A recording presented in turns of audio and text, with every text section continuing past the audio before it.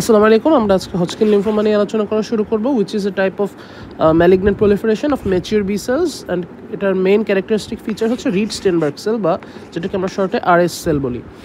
এখন এইটা কিভাবে ডেভেলপ করে এবং আরএস সেলটা কি, এটা একটু আমরা দেখার চেষ্টা করি।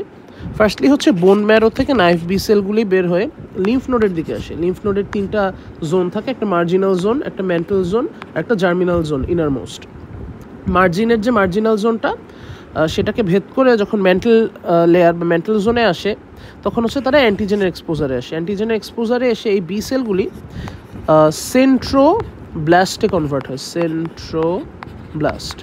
সেন্ট্রোব্লাস্টগুলি হচ্ছে আবার সোম্যাটিক হাইপার মিউটেশনের মাধ্যমে অনেকগুলি আর কি ফর্ম করে, বি সেল ফর্ম করে। এখন এই বি সেলগুলির মধ্যে যারা হাই অ্যাফিনিটি ফর অ্যান্টিজেন আছে, তারা ন্যাচারালি সারভাইভ।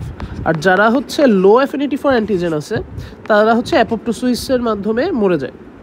আর যেগুলি সারভাইভ করে তারা আলটিমেটলি ক্লাস সুইচ করে হচ্ছে সিডি পজিটিভ টি সেলের হেল্প নিয়ে আর কি ক্লাস সুইচ করে তারা হয় ম্যাচিওর বি সেল ফর্ম করে, না হলে হচ্ছে তারা প্লাজমা সেল ফর্ম করে।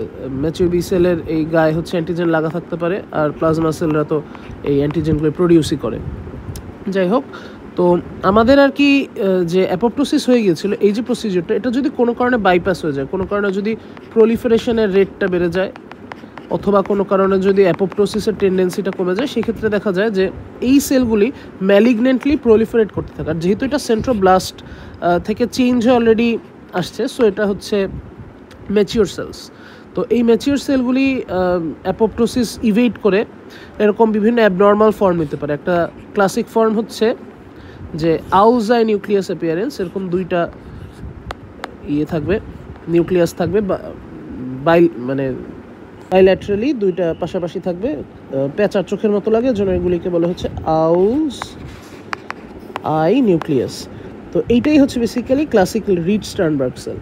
আর নন ক্লাসিক্যাল ফরমেশনে আসতে পারে, সেটা হচ্ছে একটা পপকর্ন টাইপের নিউক্লিয়াস ফর্ম করে, পপকর্ন নিউক্লিয়াস। এটা হচ্ছে nodular lymphocyte predominant variety of non Hodgkin lymphoma জন্য দায়ী থাকে। এনিওয়েজ, যারা হচ্ছে ক্লাসিক রিড স্টার্নবার্গ সেল হিসাবে প্রেজেন্ট করে, তাদের আবার বিভিন্ন ভ্যারাইটি আছে, মানে লিম্ফোমাগুলির বিভিন্ন ভ্যারাইটি আছে। একটা হচ্ছে নোডুলার স্ক্লেরোজিংটা হচ্ছে আমাদের single most common type of Hodgkin lymphoma. এই যে আমাদের অ্যাবনর্মাল বি লিম্ফোসাইটটা, এই যে আমি এখানে একটা ধরলাম, তো ও কী করতেছে, ও হচ্ছে বিভিন্ন সাইটোকাইন রিলিজ করে। এই সাইটোকাইনগুলির জন্য ফাইব্রোব্লাস্ট অ্যাপ্রোচ করে। ফাইব্রোব্লাস্টে এসে আবার ফাইব্রাস টিস্যু ডিপোজিট করে, এজন্য হচ্ছে তারা ছোট ছোট নডিউলস ফর্ম করে। তো এই জন্য হচ্ছে নডিউলার, এবং যেহেতু ফাইব্রাস টিস্যু ডিপোজিশন হয়, এজন্য স্ক্লেরোজিং ভ্যারাইটি বলে। Almost 60 to 70% of all Hodgkin lymphoma হচ্ছে এই ভ্যারাইটি। মিক্স সেলুলারিটিতে হচ্ছে বিভিন্ন টাইপের সেলস থাকে, ইনক্লুডিং রিড স্টেনবার্গ সেল, এবং বলা হয় যে most abundant read Sternberg sell হচ্ছে এইটাই দেখা যায়। লিম্ফোসাইট প্রিডমিনেন্ট থাকে, লিম্ফোসাইট ডিপ্লিটেডে লিম্ফোসাইট কম থাকে, এবং লিম্ফোসাইট ডিপ্লিটেডে হচ্ছে ওয়ার্স্ট প্রগনোসিস, আর লিম্ফোসাইট প্রিডমিনেন্টে হচ্ছে বেস্ট প্রগনোসিস। আর এই দুইটা হচ্ছে গুড প্রগনোসিস। ওভারঅল আসলে আমাদের ভালো প্রগনোসিস হজকিন লিম্ফোমায় কম্পেয়ার টু নন হজকিন। এবার আমরা ক্লিনিক্যাল ফিচার্সটা একটু দেখি। ক্লিনিক্যাল ফিচার্সটা একটু আমি ভিজুয়ালি দেখানোর চেষ্টা করেছি। যে নাম্বার 1 যে ফিচারটা, সেটা হচ্ছে সার্ভাইকাল লিম্ফেডিনোপ্যাথি, এবং এটা হচ্ছে কন্টিনিউয়াসলি স্প্রেড করে। যে এই যদি আমাদের বডি হয়, আমাদের নেক থেকে হচ্ছে শোল্ডারে এই লিম্ফেডিনোপ্যাথিটা স্প্রেড করবে, অথবা হচ্ছে মিডিয়াস্টিনামে স্প্রেড করতে পারে, মিডিয়াস্টিনাম থেকে অ্যাবডোমেনে আসতে পারে, অ্যাবডোমেন থেকে ইনগুইনাল রিজিয়নে যেতে পারে, এরকম একটা সিরিয়াল মেনটেন করবে, যেটা আসলে নন হজকিন লিম্ফোমায় দেখা যায় না। আর এখানে হচ্ছে লিম্ফেডিনোপ্যাথি সাথে প্রেজেন্ট করতে পারে। সার্ভাইকাল লিম্ফেডিনোপ্যাথিটাই মোস্ট কমন, এবং লোকালাইজড ইউজুয়ালি থাকে, স্প্রেডটা লেট স্টেজে হয়। আর স্প্রেড হলে হচ্ছে মিডিয়াস্টিনাল ম্যাস সাথে প্রেজেন্ট করতে পারে, এটা একটা পোর প্রগনোস্টিক ফ্যাক্টর। এই মিডিয়াস্টিনাল ম্যাসের সঙ্গে অ্যাসোসিয়েটেড বিভিন্ন ফিচার আসতে পারে। মিডিয়াস্টিনাল একটা এরকম অবস্ট্রাকশন ক্রিয়েট করতে পারে, ডিসফেজিয়া হতে পারে ইসোফেগাস অবস্ট্রাকশনের জন্য। তারপরে হচ্ছে কফ ক্রিয়েট করতে পারে, ট্র্যাকিয়া কম্প্রেস করে, ক্যারিনা কম্প্রেস করে। তারপরে হচ্ছে উইজিং ক্রিয়েট করতে পারে। তারপরে হচ্ছে আমাদের স্ট্রাইডর ক্রিয়েট করতে পারে, ল্যারেঞ্জিয়াল ইডিমা ক্রিয়েট করতে পারে, বিভিন্ন টাইপের আর কি মিডিয়াস্টিনাল ম্যাসের জন্য হতে পারে। তারপরে হচ্ছে আমাদের সুপিরিয়র ভেনা কাভাল অবস্ট্রাকশনের এই ফিচার্সগুলো অ্যারাইজ করতে পারে। এরকম আর কি বিভিন্ন জিনিস আমরা মাথায় রাখতে পারি। এগুলি সব indicative of lymphoma. Actually Hodgkin lymphoma এগুলি রিলেটিভলি লেস কমন, কারণ মোর সিভিয়ার ফর্মস বা লেট স্টেজ এগুলি দেখা যায়, এবং কমনলি এটা আসলে নন হজকিন লিম্ফোমার সাইন। তো মূলত আমরা হচ্ছে পাবো যে একটা মিডিয়াস্টিনাল ম্যাস আমরা পেতে পারি, আর এগুলি মাইল্ড ফিচার্স পেতে পারে, মাইল্ড ডিসফেজিয়া, মাইল্ড হচ্ছে উইজ, এগুলো পাওয়া যেতে পারে।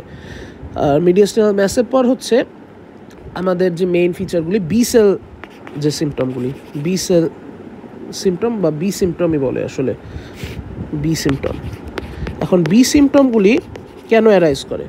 আমাদের যে লিম্ফ নোডটার মধ্যে আর কি ম্যালিগনেন্ট প্রলিফারেশন হয়েছে, তারা হচ্ছে বিভিন্ন সাইটোকাইন রিলিজ করবে, like interleukin 1, interleukin 6, tumour necrotic factor alpha. এরা কি করে? এরা হচ্ছে হাইপোথ্যালামাসে গিয়ে যে সেট পয়েন্ট টেম্পারেচারের, সেটাকে হচ্ছে চেঞ্জ করে ফেলে, যার কারণে হচ্ছে ফিভার অ্যারাইজ করে। এবং এই হজকিন লিম্ফোমার ফিভারটা খুব স্পেসিফিক একটা ফিভার, এটাকে বলা হচ্ছে পেল এবস্টিন ফিভার। পেল এবস্টিন ফিভার হচ্ছে একটা পিরিয়ড অফ পাইরেক্সিয়া থাকে, followed by a period of apyrexia. আবার হচ্ছে পিরিয়ড অফ পাইরেক্সিয়া, অ্যাপাইরেক্সিয়া, এরকম একটা ফ্লাকচুয়েশন থাকে এখানে। তো অ্যারাউন্ড দেখা যায় 1 to 2 উইকস তারও জ্বর আছে, আবার 1 to 2 উইকস নাই। তো এই পেল এবস্টিন ফিভারটা classical finding of Hodgkin lymphoma. আবার হচ্ছে যেহেতু লিম্ফ্যাটিক টিস্যুগুলির প্রলিফারেশন হতেছে, লিম্ফ নোডের প্রলিফারেশন হতেছে, অন্য যেসব organs involve with lymphocytes and lymph nodes, যেরকম স্প্লিন আর লিভার, এদের এনলার্জমেন্ট হতে পারে। সো হেপাটোমেগালি পাওয়া যেতে পারে, স্প্লেনোমেগালি পাওয়া যেতে পারে। আর আচ্ছা, এটার সাথে আমি একটু অ্যাড করি যে লিম্ফ নোড থেকে বিভিন্ন যে ইয়েগুলো ফর্ম হইতেছে, সাইটোকাইনগুলি ফর্ম হইতেছে, এরা হচ্ছে লিভারকে স্টিমুলেট করে। এই স্টিমুলেশনে লিভার বিভিন্ন অ্যাকিউট ফেজ রিঅ্যাক্টেন্ট প্রোটিন রিলিজ করে, যেরকম সি রিঅ্যাক্টিভ প্রোটিন, যেটাকে শর্টে সিআরপি বলি। তারপর হচ্ছে ইএসআর ইনক্রিজ করতে পারে, এগুলি হচ্ছে ইনক্রিজড হয়। ইএসআরও হচ্ছে ওই অ্যাকিউট ফেজ রিঅ্যাক্টেন্ট প্রোটিনের জন্যই আর কি আরবিসি সেডিমেন্টেশন রেটটা বাড়ায় দেয়। তো এই ফিচারগুলি আমরা ইনভেস্টিগেশনে পেতে পারি। এছাড়া হচ্ছে প্রুরাইটাস পাওয়া যায় এই ইসের জন্য, লিম্ফ নোডের এই সাইটোকাইন রিলিজের জন্য প্রুরাইটাস, এটা আমি মেনশন করতে ভুলে গেছি। আর হচ্ছে অ্যালকোহল ইনডিউসড পেইনটা একটা classical feature of Hodgkin lymphoma. এটা নন হজকিনে দেখা যায় না, এবং ক্লিনিক্যালি ডিফারেন্সিয়েট করার মতো একটা ইম্পর্টেন্ট পয়েন্ট। আর হচ্ছে বি সিমটমগুলি মেনলি আমাদের মেজর আমি যদি আবার রিপিট করি, আমাদের ছিল হচ্ছে সার্ভাইকাল লিম্ফ্যাডেনোপ্যাথি, এটা মেজর ফিচার ছিল। বি সিমটম যেগুলো ছিল আমাদের ফিভার, পেল এবস্টিন ফিভার। আচ্ছা, সাথে আরও কয়েকটা সিমটম আছে, বলতে ভুলে গেছি। ফিভারের সাথে হচ্ছে ওয়েট লসটা হচ্ছে এই সাইটোকাইনগুলির জন্য এই ব্রেনে গিয়ে হচ্ছে আমাদের করে, অ্যাপেটাইটটা আর্লি স্যাচিয়েটি করে দেয়। সো অ্যাপেটাইট রিডিউসড হয়ে যায়, এজন্য হচ্ছে ওয়েট লস। এবং লেস দ্যান 10% ওয়েট লস হচ্ছে একটা বাজে সাইন, মানে বাজে একটা প্রগনোস্টিক ফ্যাক্টর। তো এটা হচ্ছে আমাদের অ্যাপেটাইট লস একটা ইম্পর্টেন্ট বা ওয়েট লস। তারপরে হচ্ছে আমাদের হেপাটোমেগালি, স্প্লেনোমেগালি পেতে পারি, আমরা প্রুরাইটাস পেতে পারি, তারপরে হচ্ছে অ্যালকোহল ইনডিউসড পেইন পেতে পারি। এই ফিচারগুলি হচ্ছে কমনলি আমরা পেয়ে থাকি, এই 6টা ফিচার মাথায় রাখতে পারি। এরপরে আসি আমরা হচ্ছে প্রোগনোসিস অ্যান্ড স্টেজিং, এইসব জিনিসে। তো প্রোগনোসিসটা মনে রাখার জন্য যে এনইজিএম স্টেজিংটা, প্রোগনোসিসটা এখানে MAW, মাও স্কোয়ার 4।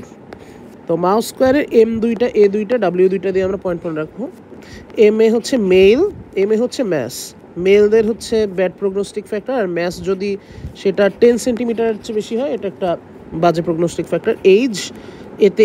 এতে অ্যালবুমিন, এইজ হচ্ছে ওভার 45 খারাপ, আর অ্যালবুমিন লেভেল হচ্ছে যদি লেস দ্যান 4 গ্রাম পার ডেসিলিটার হয়, সেটা খারাপ। তারপর WBC কাউন্ট, যদি W দিয়ে দুইটা হচ্ছে WBC, একটা WBC দিয়ে হচ্ছে টোটাল WBC কাউন্টটা যদি 15,000-এর বেশি বেড়ে যায় পার লিটার, সেটা খারাপ। আবার যদি আমাদের লিম্ফোসাইটের কাউন্ট এটা যদি কমে যায় লেস দ্যান 600 পার লিটার, অথবা হচ্ছে লেস দ্যান 8%, এটা হচ্ছে খারাপ। আর 4 দিয়ে আমরা মনে রাখবো হচ্ছে স্টেজ 4 হচ্ছে ব্যাড প্রোগনোস্টিক ফ্যাক্টর। তো এই হচ্ছে আমাদের এনইজিএম প্রোগনোস্টিক ফ্যাক্টরগুলো। এরপর হচ্ছে আমাদের অ্যান আরবার স্টেজিংটা খুবই ইজি, 4টা স্টেজ, 4টা স্টেজের প্রত্যেকটার আবার AB আছে।